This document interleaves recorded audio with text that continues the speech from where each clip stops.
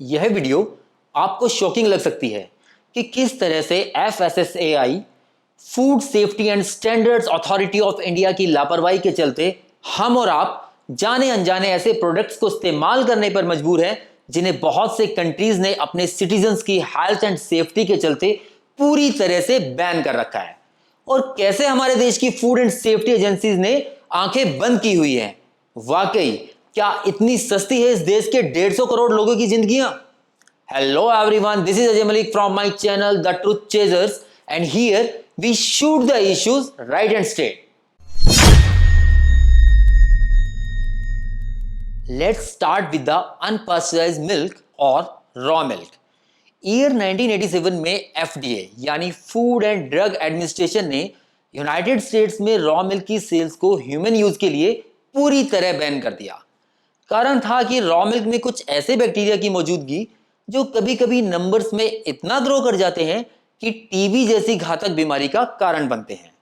इसके अलावा raw milk या अनपास्चराइज्ड मिल्क से और भी बहुत सी डिजीज और इंटेस्टाइनल इन्फेक्शंस हो जाना आम सी बात है, जिन्हें हम कारण ना जान पाने की वजह से इग्नोर कर देते हैं।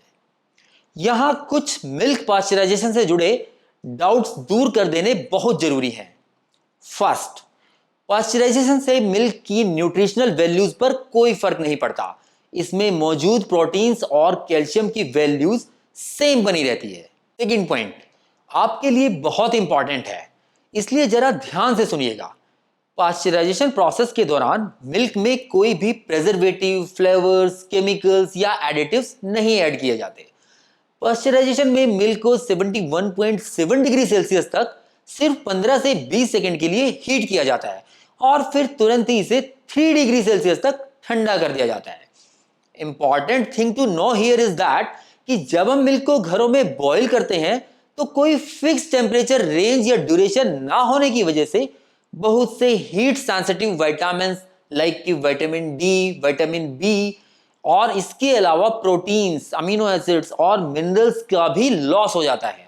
और कुछ लोग तो इस सबसे अनजान दूध को 2 से 3 बार तक भी गर्म कर देते हैं। लाइफबॉय साबुन को ह्यूमन स्किन के लिए बहुत ही हार्मफुल माना गया है और ज्यादातर देशों में ह्यूमन यूज के लिए इसे बैन कर दिया गया है।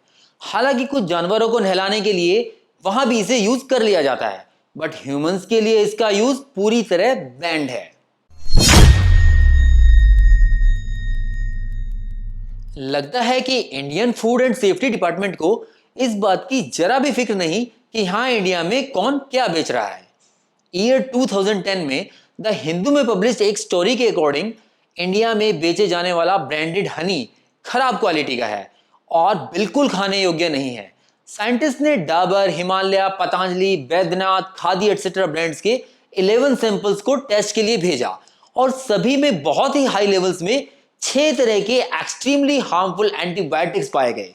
अब क्योंकि most of the developed countries में there is a strict ban and regulations on the use of antibiotics in honey और इंडिया में ऐसे कोई रेगुलेशंस हैं ही नहीं, तो इसका एडवांटेज लेते हुए ज्यादातर कंपनीज ने अपना सारा एक्सपोर्ट से बैन हुआ हनी इंडियन मार्केट में डंप कर दिया। कोलगेट टोटल में ट्राइक्लोजन नाम का एक कंपाउंड पाया जाता है जिसका कैंसर के साथ डायरेक्ट रिलेशन है और इसलिए यह टूथपेस्ट बहुत से कंट्रीज में बैंड है।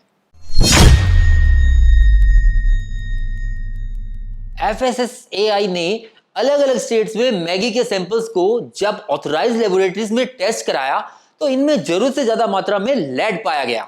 साथ ही पैकेट्स पर misleading labelling information, no added MSG भी पाई गई।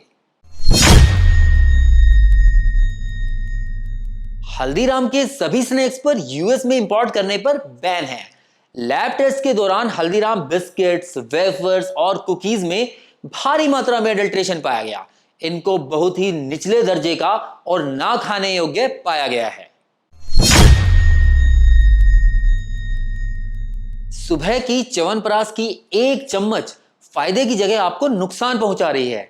2005 में हुए लैब टेस्ट के दौरान ज्यादातर कंपनीज के च्यवनप्राश में खतरनाक मात्रा में लेड एंड मर्करी जैसे मेटल्स पाए गए। 70 से ज्यादा तरह के प्रोडक्ट्स जिन्हें यहां पेस्टिसाइड्स की तरह फसलों पर छिड़का जा रहा है, ये सभी यूरोपियन और अमेरिकन कंट्रीज में बैंड हैं। मारुति ऑल्टो 800 के इंपोर्ट को बहुत सारे कंट्रीज ने अपने यहां पूरी तरह से बैन किया हुआ है, कारण कि इंडिया में बहुत धड़ल्ले से बिकने वाली यह कार वहां सेफ्टी टेस्ट रेटिंग्स में 0 पाई गई। Disprin, nimesulide, Decold, Vicks VapoRub के अलावा और भी बहुत सारे pain killers, antibacterials, cholesterol lowering drugs and anabolic steroids की एक लंबी लिस्ट है जिन पर इंडिया से बाहर बैन है, पर हमारे यहां यह सब धड़ल्ले से बिक रहा है। फरवरी 2015 US food and drug administration ने इंडिया से इंपोर्ट होने वाले घी और बटर को बैन कर दिया। एफडीए के अकॉर्डिंग इन प्रोडक्ट्स को सब स्टैंडर्ड पाया गया और साथ ही इनकी पैकेजिंग पर मौजूद इंफॉर्मेशन भी सही नहीं थी।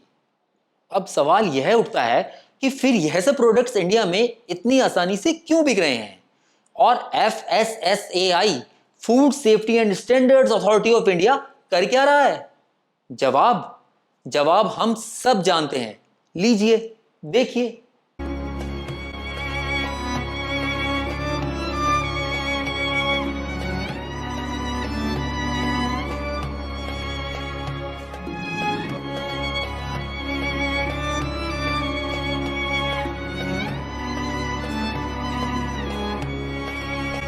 एफएसएसएआई को तो अभी इतनी भी फुर्सत नहीं कि इनका कुछ सोच सके, तो पैक्ड फूड और बड़ी बड़ी इंडस्ट्रीज के प्रोडक्ट्स चेक करने की तो बात ही भूल जाइए।